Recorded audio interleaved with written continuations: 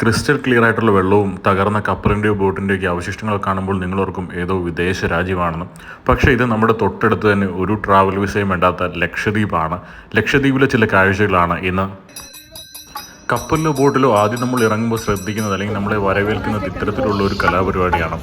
ഇതൊക്കെ എല്ലാ ടൂറിസ്റ്റുകളെയും ആകർഷിക്കുന്ന ഒരു മനോഹരമായ പരിപാടിയാണ്. പക്ഷേ ഞാൻ പറയാൻ ഉദ്ദേശിച്ചത് ഇവിടെയുള്ള സാധാരണക്കാരുടെ ജീവിതത്തെ പറ്റിയാണ്. സാധാരണക്കാരുടെ ജീവിതം അറിയണമെങ്കിൽ അവിടെ വന്നൊരു ഓട്ടോ എടുത്തിട്ട് ഉള്ളിലേക്ക് പോകണം. അവിടെ ഇങ്ങനെ ഓലമടയുന്ന ആളുകൾ, ഇത്തരത്തിൽ ഓലമിടഞ്ഞ വീടുകളാണ് അവിടെ കൂടുതലായിട്ടും ഉള്ളത്. കൊച്ചുകുട്ടികൾ ഇങ്ങനെയാണ്.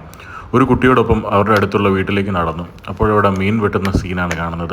വെള്ളമൊന്നുമില്ല, മണൽ കൊണ്ടാണ് അതിൻ്റെ പുറത്തെ ചെടികളൊക്കെ കളയുന്നത്. വീട്ടിലുള്ള ബാക്കിയുള്ളവരുടെ മുഖവും അവസ്ഥയും ഒക്കെ ഇങ്ങനെയാണ്. ഇവരുടെ കഷ്ടപ്പാട് കണ്ട കുട്ടികളുടെ കയ്യിലൊരു നല്ല തുകയും വെച്ചു കൊടുത്ത് ഞാൻ പുറത്തേക്ക് ഇറങ്ങി. ഏറ്റവും വലിയ പ്രതിഫലം അവരുടെ ഈ ചിരിക്കുന്ന മുഖമാണ്. തിരിച്ച് ഓട്ടോയിൽ ചെന്ന് കയറിയപ്പോഴാണ് എനിക്കൊരു കാര്യം മനസ്സിലായത്. ഞാൻ അവിടെ ചെന്നതിൻ്റെയും ക്യാഷ് കൊടുത്തതിൻ്റെയൊക്കെ കമ്മീഷൻ ഇങ്ങനെ മീനായിട്ട് മേടിച്ചു.